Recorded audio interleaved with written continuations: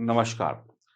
हमारा घर हमारा घर होता है और हम घर में ईश्वर की भक्ति करते हैं, पूजा-पाठ करते हैं ताकि हम ईश्वर का आशीर्वाद प्राप्त कर सकें। देखिए, पूजा-पाठ करना ये सब अच्छी बात है लेकिन गलतियाँ भी हम ही लोग करते हैं, है ना? अगर गलती करते हैं तो फिर सज़ा भी मिलती है।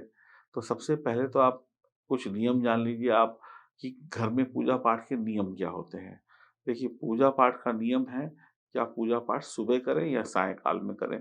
ऐसा नहीं कि जब मन चाहे तब करने लगें, ठीक है? दूसरा क्या है कि सुबह घर की जो महिलाएँ हैं वो वक़्त से उठें, वक़्त से स्नान करें और साफ बिल्कुल स्वच्छ होकर अपनी किचन में प्रवेश करें।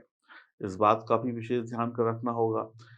अब नया साल आता है या नया महीना आता है या कुछ नया आता है तो हम क्या करते हैं, पुराने कैलेंडर वग़ैरह हमारे घर में लगे होते हैं, पुरानी फ़ोटोएँ घर में लगी होती हैं, तो हम क्या करते हैं कैलेंडर के ऊपर कैलेंडर नया लगा देते हैं। 2022 के ऊपर 2023 का लगा दिया, पुराना वाला कैलेंडर पीछे लगा हुआ है। भगवान की फ़ोटो रखी हुई है, पता चला किसी ने गिफ्ट दे दी नए साल में तो वो पीछे कर दी, नई वाली आगे लगा दी। इससे घर में नकारात्मकता आती है, ये आपके घर में बहुत नुकसान पहुँचाएगी, आपको दुर्भाग्य देगी। गलत दिशा में कैलेंडर, गलत दिशा में फ़ोटो लगाना, ये सब भी आपके लिए सही नहीं होता है। कई बार हमारे घर में एक मंदिर हमने सही तरीके से स्थापित किया है और पता चला हमें गिफ्ट में किसी ने नया मंदिर दे दिया, तो हम 2-2 मंदिर अपने घर में स्थापित कर लेते हैं। इससे भी हमारे घर में अशुभ परिणाम हमें मिलेंगे। कई बार क्या होता है कि हमारे घर में एक मूर्ति है भगवान की, वैसे मूर्ति जो होती है अंगूठे से बड़ी नहीं होनी चाहिए। अगर इससे बड़ी मूर्ति है तो आपको नुकसान पहुँचाएगी। उसकी पूजा का या कहें कोई फल नहीं मिलेगा। तो अगर एक से ज़्यादा मूर्ति या फ़ोटो है, पता चला किसी ने गिफ्ट दे दी, तो हमने मंदिर में 4-4 गणेश जी, 4-4 शिव जी, 4-4 ये, वो, फला-ढिकड़ा मूर्तियाँ रखी हुई हैं एक से ज़्यादा। तो ये सब भी आपके लिए अच्छी बात नहीं है, इससे भी आपकी सुख समृद्धि में गिरावट आएगी। कई बार घर में खंडित मूर्तियाँ होती हैं, हम उसको फेंकते नहीं हैं, तो उसको भी बदल देना चाहिए। कई बार हमारे घरों में मंदिर होता है तो हमारे घर में लाल पीली चुन्नी हम भगवान को ऊपर से चढ़ाते हैं, लेकिन लाल पीली चुन्नी को महीनों-महीनों हो जाते हैं, साफ नहीं करते, उसमें मिट्टी जमती रहती है। ये भी मंगल को खराब करती है, इससे भी घर में आपके अशांति पैदा हो जाती है। कई बार क्या होता है कि हमारे घर में हम भगवान को फूल चढ़ाते हैं, वो माला वगैरह होती है, बासी माला 2-4 दिन तक चढ़ी रहती है या रखी रहती है, तो ये भी एक अशुभ की निशानी होती है। हर मंदिर में आप देखेंगे घर में एक छोटा-सा तांबे का कलश या लोटा होता है, तो वो खाली पड़ा रहता है। उसको खाली नहीं रखना है, उसमें हमेशा जल भरा हुआ होना चाहिए। अगले दिन वो जल पूरे घर में छिड़कें और किसी पौधे में डाल दें, तो अच्छा रहेगा। वो लोटा खाली नहीं होना चाहिए और ऊपर से ढका हुआ होना चाहिए किसी छोटी-सी प्लेट या किसी भी चीज़ से। इस बात का भी विशेष ध्यान रखें। और जो सुहागिन महिलाएँ हैं, वो थोड़ा तैयार होकर पूजा-पाठ करें, मतलब तैयार मतलब सज-संवर कर। मैं ये नहीं कह रहा हूँ कि आप जैसे पार्टी में जाने के लिए सजते-संवरते हैं, वैसे नहीं, थोड़ा अपने आप को मेंटेन करके पूजा-पाठ करें, तो बेहतर रहता है। आसन पर खड़े होकर ही पूजा करनी चाहिए। ये नहीं कि ज़मीन पे खड़े होकर पूजा कर रहे हैं। कई लोग क्या करते हैं कि अ, सुबह-सुबह का टाइम होता है, भगवान के मंदिर में जोत जला दी और उसके बाद रोटी बेल रही हैं महिलाएँ क्योंकि पतिदेव को भी जाना है, बच्चे को भी जाना है, वहीं पे आरती चल रही है, ओम जय जगदीश हरे, जय हनुमान जी, जय सिया राम और वहाँ किचन में रोटी बनाते जा रहे हैं। तो ऐसा भी करना नहीं चाहिए। कम पूजा करें, छोटी पूजा करें, लेकिन मंदिर में भगवान के समक्ष करें, वही ज़्यादा अच्छा रहता है। ये नहीं कि घूम-घूम के पूजा कर रहे हैं। मैंने बहुत लोगों को देखा है कि घर से भगवान को जोड़ा फिर उससे आरती गाते हुए अपनी कार में जा रहे हैं, रास्ते में आरती करते हुए जा रहे हैं। अगर ऐसा कुछ करना है तो सिर्फ़ हनुमान चालीसा पढ़ सकते हैं, इसके अलावा और कुछ नहीं। आप जो भी पूजा भगवान के समक्ष खड़े होकर करनी है विधि-विधान से वो वहीं करें। ये नहीं कि अपनी कैब में बैठे हुए और हवाई जहाज़ में बैठे हुए कर रहे हैं कि भगवान तो सब माफ़ कर देगा, भगवान सब देख रहा है, भगवान तो सब देख रहा है। भगवान के मंदिर में कोई जंक लगा हुआ चाकू या ऐसी उल्टी-सीधी चीज़ें नहीं पड़ी होनी चाहिए। लोहे के कई बार कोई चीज़ होता है भगवान के मंदिर के नीचे ड्रॉवर वगैरह में रख देते हैं। ये सब चीज़ें बिल्कुल भी नहीं होनी चाहिए और जो भी भगवान की मूर्तियाँ हों वो जोड़े से हों, जैसे राम सीता हो और शिव पार्वती हो गए, गणेश लक्ष्मी माँ सरस्वती की फ़ोटो हो गई। आप ऐसे करके लगाएँ, है ना? माँ लक्ष्मी और भगवान विष्णु हो गए, है ना? तो इस तरीके से फ़ोटो होनी चाहिए, अलग-अलग नहीं कि खाली गणेश जी रख लिए, खाली विष्णु जी रख लिए और हमेशा माँ लक्ष्मी की फ़ोटो खड़ी हुई नहीं होनी चाहिए, बैठी हुई माँ लक्ष्मी होनी चाहिए। इस बात का भी विशेष आपको ध्यान रखना होगा।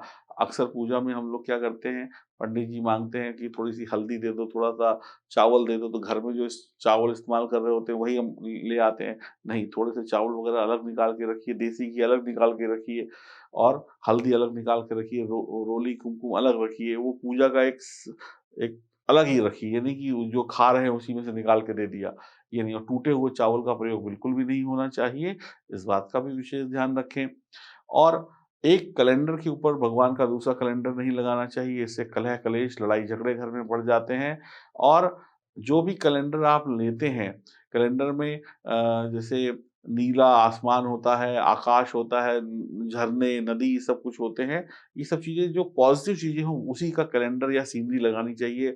ये नहीं कि कोई मार-धाड़ वाली फ़ोटो लगा लिया, कोई इस तरीके की रुद्र देवता की फ़ोटो लगा दी, कि महाकाल की फ़ोटो लगा दी। कई लोग क्या कहते हैं, माँ काली की फ़ोटो लगा देते हैं रुद्र अवतार में, ये सब चीज़ें नहीं होनी चाहिए। कई लोग कैलेंडर या फ़ोटो दरवाजे के पीछे चिपका देते हैं, स्टिकर चिपका देते हैं, ये सब भी नहीं करना चाहिए। कई लोग अपनी गाड़ी के पीछे, अपनी बाइक के पीछे भगवान का स्टिकर चिपका देते हैं, ये सब भी नहीं करना चाहिए।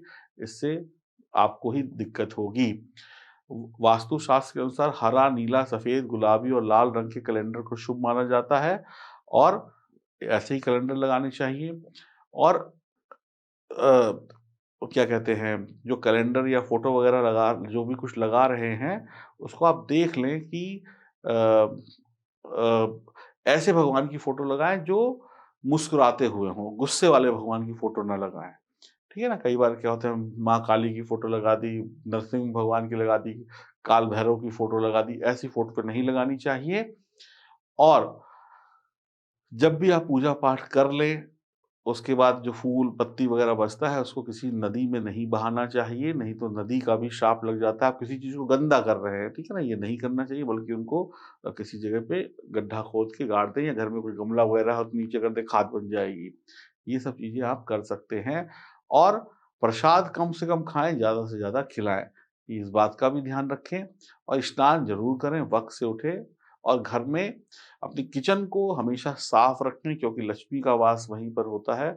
घर में गंदी किचन होगी तो आपको अशुभ परिणाम मिलेंगे। रात का गूँथा हुआ आटे की सुबह रोटी खाने से भी तकलीफ होगी। तो शुद्ध ताज़ा आटा मलें और गाय को आप रोटी ज़रूर खिलाएँ प्रतिदिन, इससे आपको बहुत अच्छे परिणाम देखने को मिलेंगे। इस चीज़ों का भी ध्यान रखिए। और कुछ लोग अपने घर के मंदिर में पूर्वजों की फ़ोटो रख देते हैं जिनकी मृत्यु हो गई है, ये सब नहीं रखना चाहिए। इस बात का भी ध्यान रखना चाहिए। और पूजा पाठ के बाद मंदिर के सामने पर्दा या उसका दरवाज़ा है तो उसे बंद कर देना चाहिए। इस बात का भी विशेष ध्यान रखें, मंदिर हमेशा खुला हुआ नहीं होना चाहिए। और इसके साथ-साथ क्या कहते हैं, घर में जब आप पति-पत्नी हैं तो पता चला कि दिन में सहवास कर रहे हैं या संभोग कर रहे हैं, ये सब नहीं करना चाहिए। शराब-वराब नहीं होना चाहिए, पीनी चाहिए। जिस जहाँ पे मंदिर है, पता चला बगल में आपने छोटा-सा बार बना रखा है, वहीं पे बैठ के डाइनिंग टेबल पे सामने आप मीट, मछली, मुर्गे खा रहे हैं, जूते-चप्पल पड़े हैं, या वहीं पर आप लोग अपना शारीरिक संबंध बना रहे हैं, ये सब चीज़ें नहीं होनी चाहिए। और हमेशा आपके नाखून कटे हुए होने चाहिए, बाल बने हुए होने चाहिए, मुँह साफ होना चाहिए, यानी कि ब्रश किया हुआ होना चाहिए, तभी भगवान के सामने जाएँ। मलिच्छ बनकर जाएँगे तो फिर परिणाम राक्षसों जैसे ही मिलेंगे। बात का भी ध्यान रखिए। मैले-कुचैले, फटे कपड़े नहीं होने चाहिए, पुराने हों लेकिन साफ कपड़े हों, धुले हुए हों कम से कम। इस बात का भी विशेष ध्यान रखना है, नाखून वगैरह कटे हुए हों।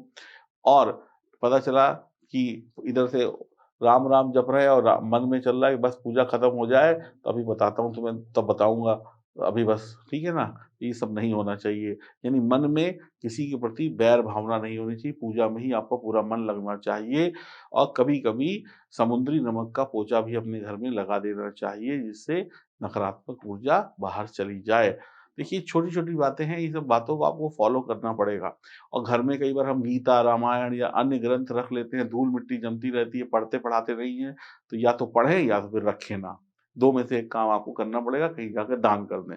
या तो नियमित रूप से उसको कभी-कभी पन्ना खोल के देख लें, तो चलेगा, नहीं तो पता चला पड़ा हुआ, पढ़ते-वढ़ते है नहीं, तो भी आपको नुकसान होगा।